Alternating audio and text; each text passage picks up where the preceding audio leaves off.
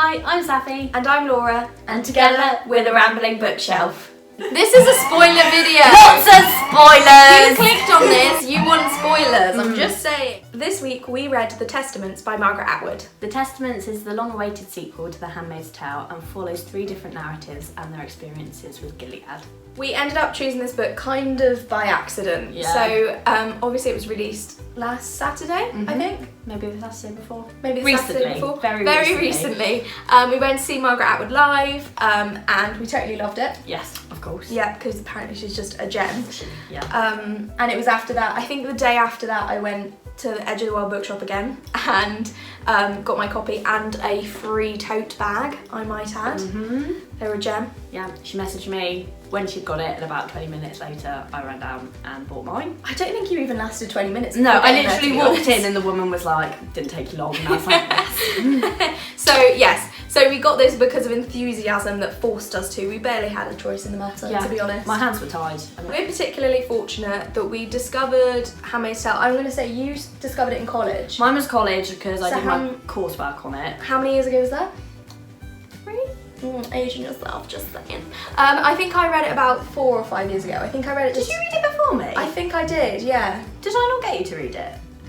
I don't know. I think I got her to read it. She probably got me to read it. Yeah. Either way, I'm not really sure. I feel like I read it like longer ago. But anyway, so my point is that we've kind of more recently discovered it.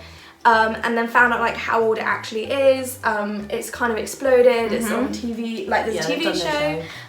There's handmaids walking around everywhere. It's a big protest thing in America for obvious reasons. But yeah, I just think it's very cool that when there's like a sequel or you love a book or you love a film or something and you have to wait forever for the sequel. We haven't had to wait forever. No, we haven't. Some people have waited since the 80s. Yeah, well, I think Handmaid's Tale was published in 85. Yeah. And so 85 this is... or 84, yeah. Yeah, one of them. And so this is what, 30 years later? 35? Yeah, 35 years later. That's a bit insane. Like 45 years Is later. it? I can't do maths.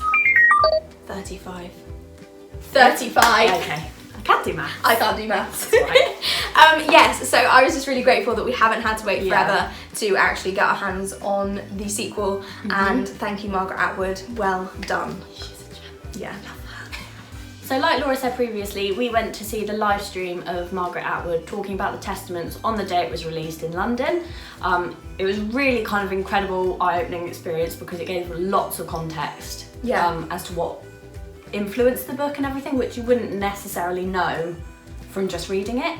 And they had actors, didn't they? Yeah. That kind of brought like... The 3 kind of separate characters to life. Yeah. They brought each of them to life, which is really cool. She's very much into her history and really up on it. She's just so knowledgeable. Like everything in the novel is like based on something, and it's she hasn't plucked these ideas out of thin air. There's a brilliant quote in the acknowledgements of the Testaments where it says, let me find it actually, I will read it. I have it written down because I don't want to misquote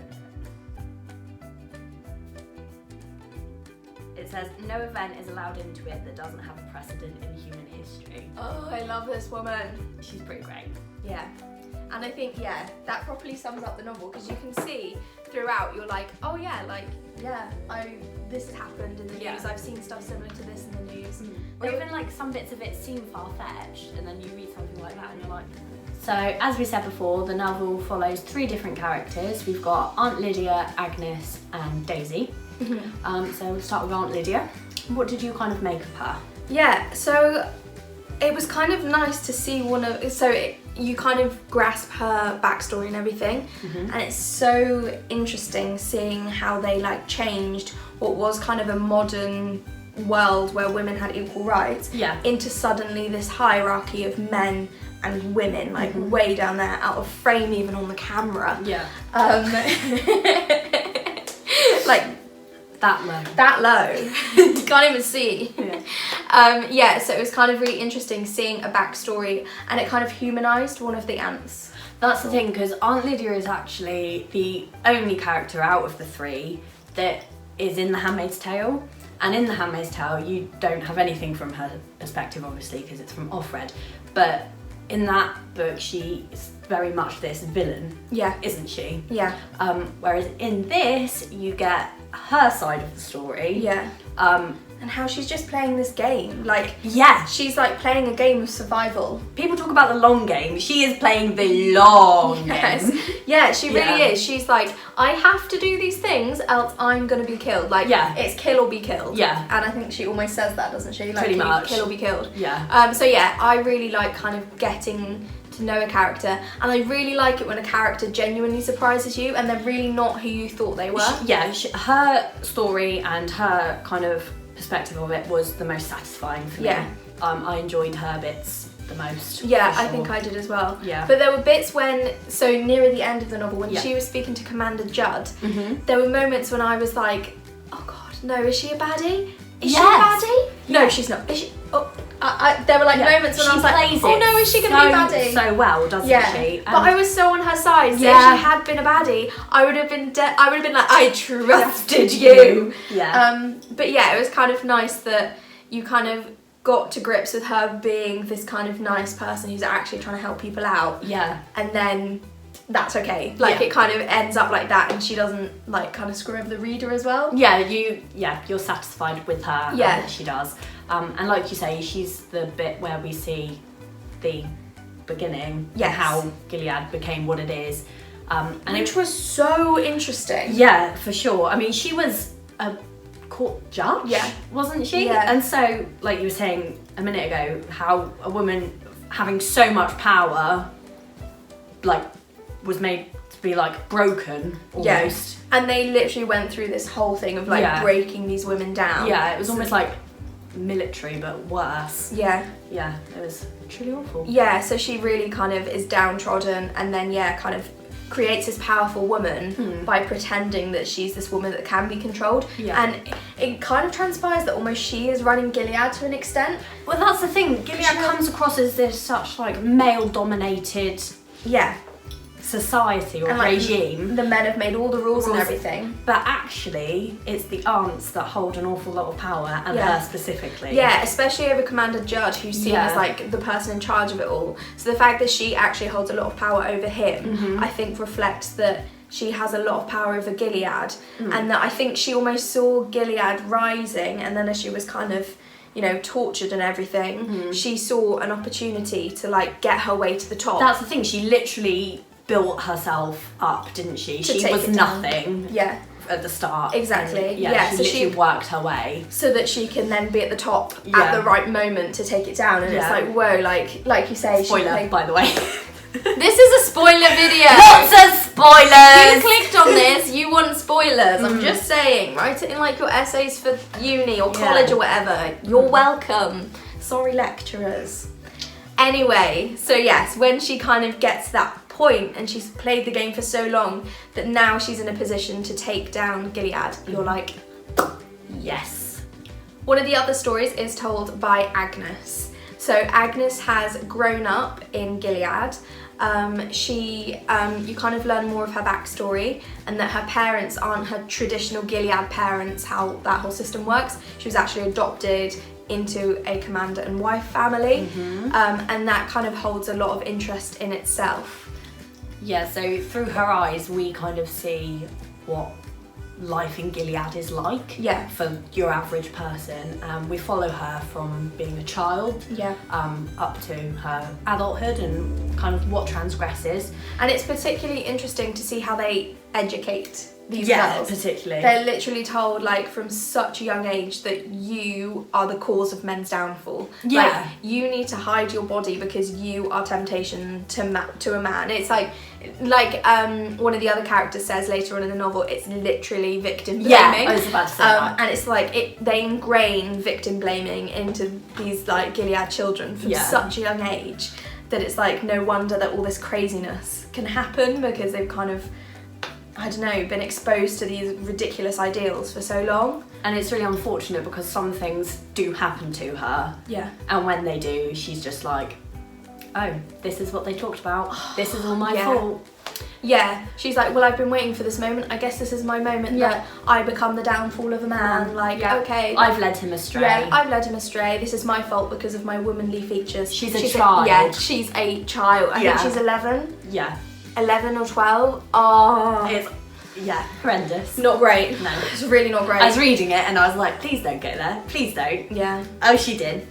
Yeah. Not cool. Really not cool. But yeah, so kind of as the story goes on, you see her grow up, and then she is engaged to be married to Commander Judd when she is 12 and 13, right? 12 or 13. 12 and 13. 13, I think. 13? Yeah. So like, so young. And but that's not too young, no, apparently. No, that's right. fine. Yeah. But Commander Judd is like shown as like an old man, isn't he? Like, yes. He's like one of the proper old guys, and she's like a child. And he already has a thing for young girls. Yeah. There's this whole thing about him having lots of previous marriages to all these young women that miraculously die. Interestingly, all of them die. One way or another. Yeah. So eventually kind of Agnes ends up kind of engaged to him. Yeah.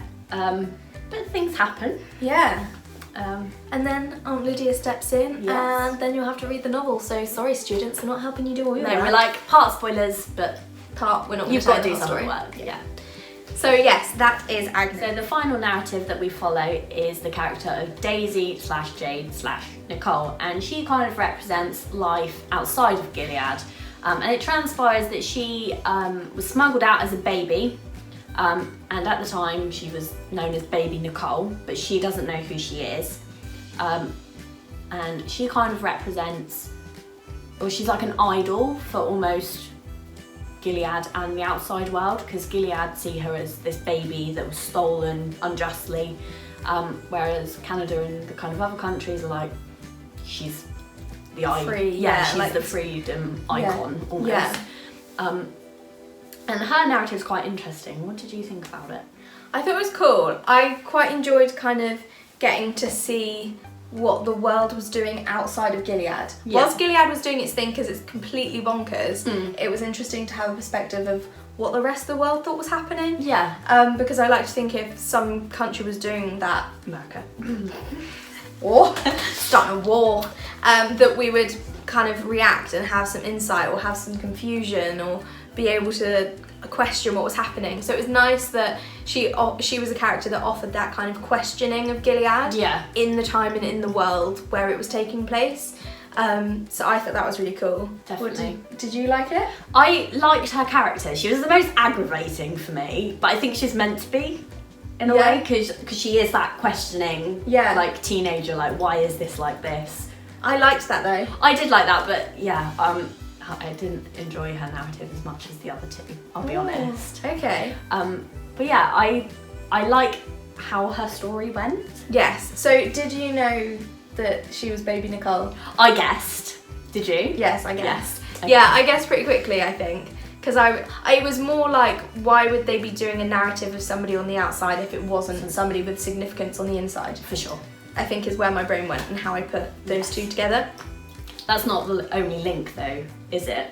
Because she actually is related to one of the other characters, but you don't find this out until later on. Yes. So the character Agnes, who is inside Gilead, and Daisy, Nicole, are actually half sisters. And I saw it coming. Yeah, I definitely saw that coming. Okay. But it's not like I saw it coming and I'm like, come on, Margaret Atwood, write No, better. oh no. I saw it coming and I was like, please let it be. Yeah, please let that happen. Like, we were like hoping, we're like, that's what we want. Yes. Just give it to us. She did. Yeah, so like Agnes grew up in Gilead, Yeah. but she actually was captured from outside Gilead. So she shouldn't have grown up in Gilead. No. And baby Nicole was born in Gilead but grew up outside of Gilead. So Yes. their kind of roles and their lives switched. Yes. And yeah, the options that they had kind of switched around. Mm-hmm. But yeah, so I quite liked Daisy's storyline, but I found, I don't know if you saw this, but with Agnes's story, you saw her kind of develop into this believer and follower of Gilead. For sure. As you went through her narrative, and it was really subtle, and it wasn't really until nearer the end that she was stepping into Daisy's world that you realised that, wow, like this girl is really kind of converted into this way of living and way of believing. So that's the kind of thing, I mean, with like the age difference, because Agnes is quite a bit older than Daisy. I think 9 years difference. So Daisy's 16, which means Agnes is 25. Five. Yeah. But when they're together, you wouldn't know reading it, because I agree with that. outside of Gilead, Agnes is almost a child. Like, Yeah. she doesn't know anything, and the way she Yeah. behaves and things, you're just like, oh, Yeah. okay. Yeah, it does kind of equal them. Yeah. So when they're inside Gilead, they're equaled out a bit as well. I like that we had that experience too, of each one being in the other's realm. But it wasn't written like it was cliche or like, No. oh, and then they were sisters and then they met and then they got to live out one another's lives for a little bit. It wasn't like that. No. I really liked how it was done. Yeah, so did and it I. could have been done really badly, but it obviously wasn't, because It's it was Margaret Margaret Atwood. Atwood. But Margaret. yes. So Sorry. sorry, Margaret Atwood. I apologise for her. So like she's going to see this. She's our number one fan. Subscribe. Those are kind of the main characters in the Testaments. Yes. But yeah, I don't really want to say much more because I don't want to No. give too much away, although we've given lots of spoilers away. Yeah. So enough to kind of get you through if you've got an essay to write, but not enough if you want to enjoy the novel. We will say, we won't spoil, but we will say that there is... We won't spoil. We won't spoil, but there is potentially a link between the characters in this novel and the characters in The Handmaid's Tale. But figure it out for yourself. Yeah, we won't spoil. No. We don't do spoilers, although we did a load of spoilers. We don't do spoilers. That's not us. That's not who we are. Spoiler. And that's that for this week. So thank you for joining. Join us next week for another ramble. If you fancy. And please like, subscribe, and leave a comment. Yes. Goodbye. Bye. So Safi, would you recommend this book? 100%, would you? Yeah, obviously we just like sang its praises. Like, praise be, am I right? Best to be the fruit. Read it.